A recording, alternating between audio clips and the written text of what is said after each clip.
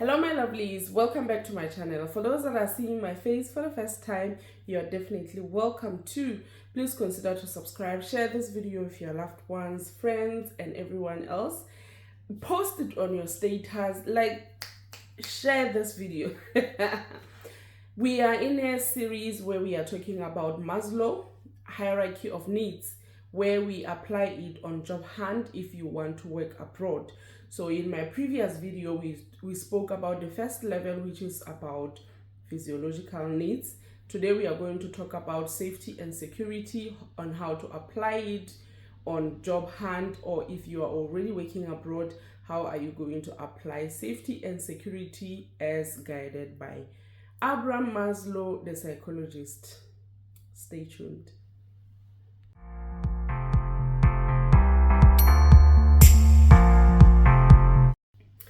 My name is Mboi. I am a nurse. I work and live in United Kingdom, Wales. I've been in UK for 2 years, and during this time I've made a lot of reflection. So that's why we are doing this series. So with Maslow, Abraham Maslow, the psychologist, we are on level 2 today, where we are going to talk about safety and security, or financial stability. Like, how are you going to secure your finances so that you survive abroad? Right. Emotionally, you need to be stable. Financially, you need to be stable.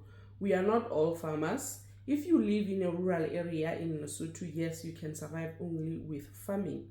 But if you move abroad, you are a foreigner, you are not entitled to a farm, so definitely you need to spend for you to fulfill your first level of hierarchy of needs, which is physiological needs. So how are you going to maintain this? The first thing that you need to put in your mind is how much you're going to earn. That's the first thing. Financial stability is the first thing that you need to think of before you sign any contract. Now,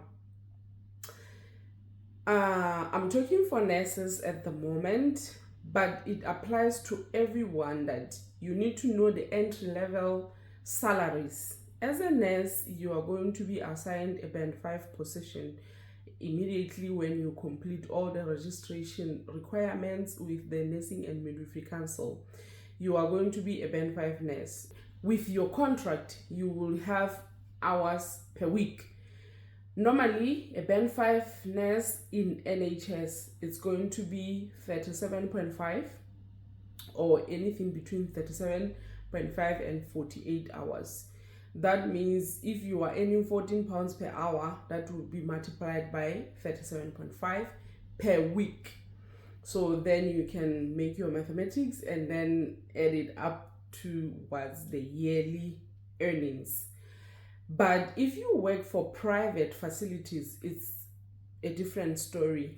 I am working for a care home, which is a privately owned facility.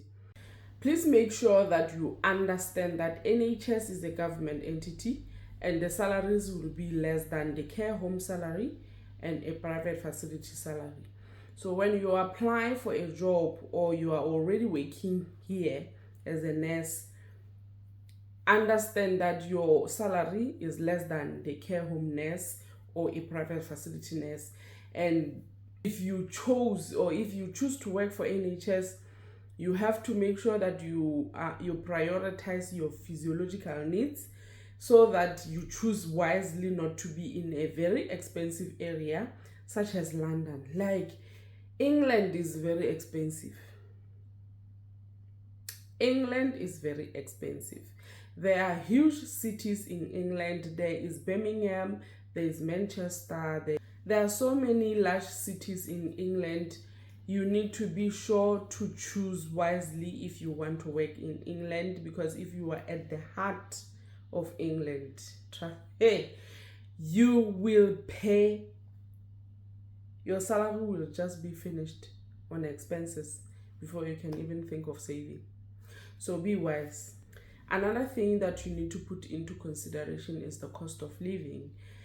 The expenses that will determine your cost of living would come from rent, energy, Wi-Fi, food, transportation, and other accessories. So how much you earn and how much you spend on those necessities that you can't miss a month will also determine your stability. And they will also determine the net balance that you will have after you have spent on your expenses for you to be able to save or to invest. Put in mind that rent in UK is the most expensive thing. Rent is expensive. Where I am living, I live in a one-bedroom apartment similar to a bachelor in Lesotho, and I spend about £700 per month. £700 a month, it's something close to 15,000 if I'm not mistaken. Yes, it's something close to 18,000 or 20,000 maloti at home.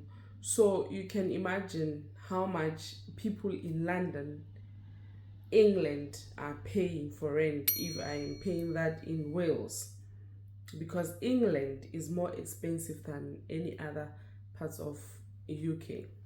So if you are going to be using this hierarchy of needs, be sure to try to look for areas where there is cheap rent.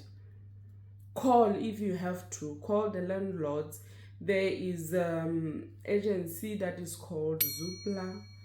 You can go into Zoopla, check how is the rent in that area and compare for you to be able to say, okay, this area is much cheaper to this one, and make your choice. If you want to achieve financial stability, you also need to put into consideration the accessory expenses, such as renting a car or owning a car. In UK, if you want to have a car, you're going to spend a lot of money.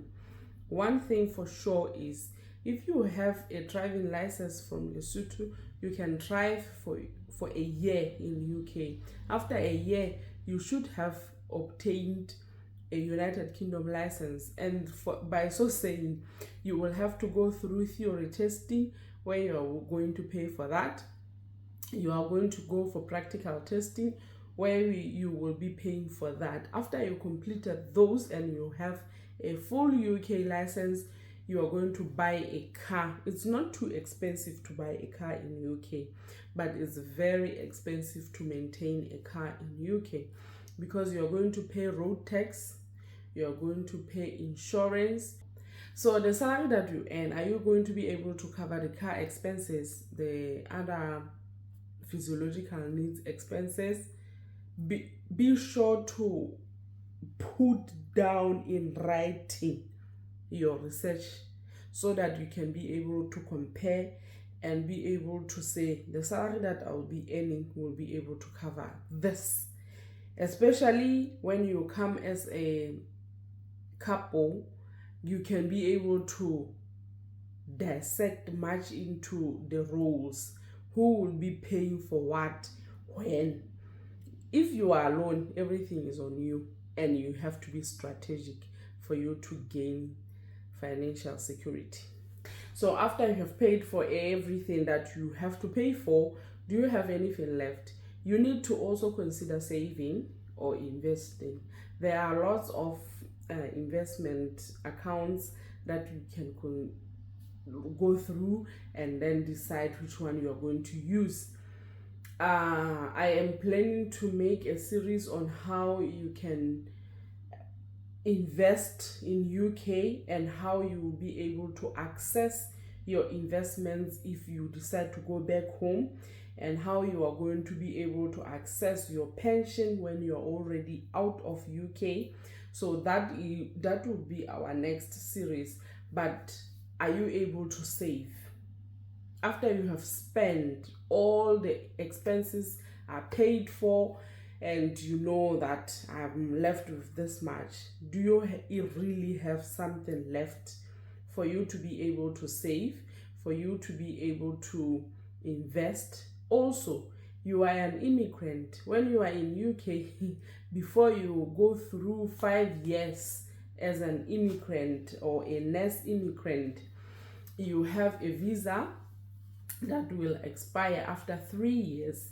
You need to renew the visa for you to continue to be in the country and work. So the money that you have, the money that you earn, are you able to save to be able to pay for your next visa renewal? Those are the other things that you need to put into consideration when you accept a job offer. Make sure that when you accept a job offer, you are looking at how much you are going to earn, how much you are going to spend, how much you will be able to save, and be able to say, I am financially stable and secure to do anything that I want to do as long as I'm still in this country. And if I go back home, I will be living a better life. So there is another thing that I always look into. The money that we earn as nurses, actually not only nurses, when you are an employee, it's not enough when you are being paid. Always.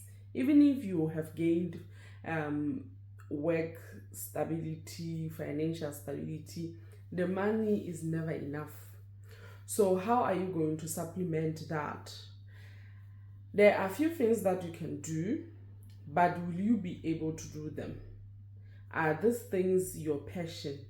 Do you think you will still say, I'm getting enough time to rest to fulfill your physiological needs, as Maslow has said?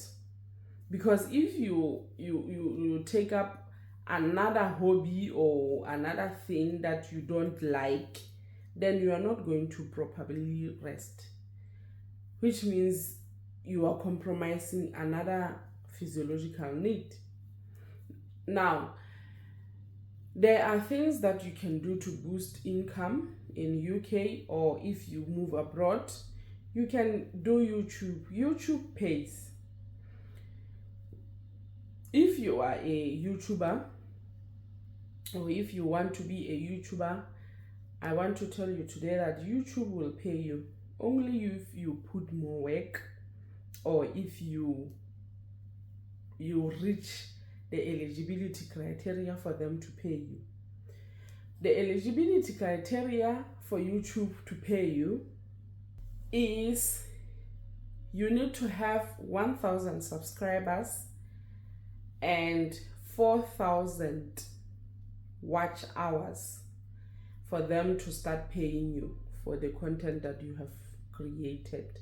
So this means you have to put more work into creating content on YouTube for you to gain financial stability in supplementing what you already have in your major job. Another thing that you can do to boost your income is through TikTok. In Lesotho or in South Africa, TikTok does not pay, but in UK there are eligibility criteria where you can be paid. So if you reach that milestone, you know that TikTok will pay you.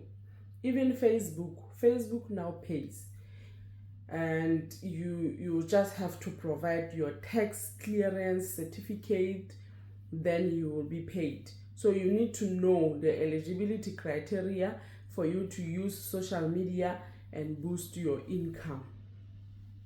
And the income that you get from these social media platforms, it will be coming from something you love doing, you enjoy doing, meaning you won't be exhausted like what I'm doing at the moment.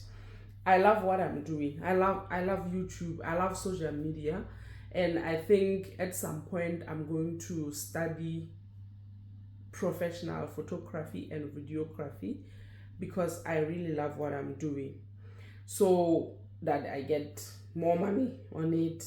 YouTube pays, Facebook pays, TikTok pays, and I have this 3 too. I'm not too sure about the X app, but Facebook pays and I'm already earning on Facebook. TikTok pays, I'm already earning on TikTok. YouTube pays, I'm already earning on YouTube. So guys, if you come abroad and you think you might be able to boost your original income with social media, do that, because it will supplement you. Imagine if you get 50 pounds per month in TikTok. I pay 20 pounds for my Wi-Fi. This means one of my expenses is paid by social media. So yeah, know what to do to boost your income. In your original account like Monzo, Revolut, there are pots. Open a pot where you can be depositing maybe £1 or maybe £10 per week for you to save for future, like for flights, going back home, for maybe for visa, for gifts, for winter clothes. Open pots in your account where you will be saving money that you will be spending in future. Because when you do that, you know that this money I'm not going to touch unless if I'm doing this for that. That's how you gain financial stability. And that, let me tell you, if you save like that, you won't even see the money getting out of your main account. If you already have 10,000 in your account and you only spare £5 from 10,000, you won't see that it's leaving your account, but you know that every month you are saving. So open pots in your main accounts, label it for visa, label it for flights going home, label it for gifts or for clothes. Label. You will gain financial stability. And when you are financially stable, you will be emotionally stable. When you are emotionally stable, you will be healthy. And when you are healthy, you will be able to fulfill your work roles. If you are able to fulfill your work roles, you will gain money. That's how we use safety and security with Maslow's hierarchy of needs. And let me tell you, when you have money, you can be able to provide shelter, you can be able to provide food for everything that your children or your family may need. Like I said, this hierarchy of needs complement each other. Thank you very much for watching this video this far. I'll see you in my next upload.